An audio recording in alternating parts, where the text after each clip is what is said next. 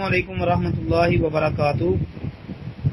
محترم بھائی نے یہ ایک دعا لکھی ہے جی، اللہم اجعلنا مفلحین۔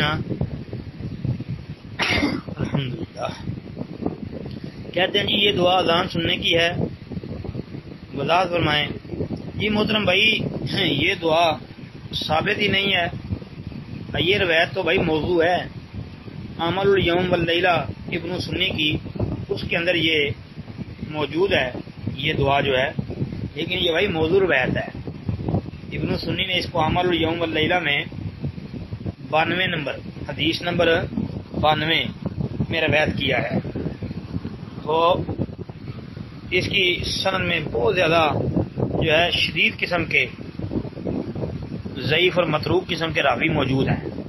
حافظ ابن حجر اسقلانی رحمۃ اللہ علیہ نے نتائج الافکار جلد 1 صفحہ 357 میں یہ بات کہی ہے کہ یہ حدیث غریب ہے، کہا ھذا حدیث غریب فی سندہ نصر بن طریف، کہ یہ حدیث غریب ہے، سند میں نصر بن طریف ایک راوی ہے، وہ متروک ہے، اور دوسرا راوی جو ہے جس کی کنیت ذکر کی گئی ہے وہ ہے ابو قتادہ الخرانی، یہ بھی بھائی متروک ہے، امام بخاری وغیرہ نے اس کے اوپر جرح کی ہوئی ہے۔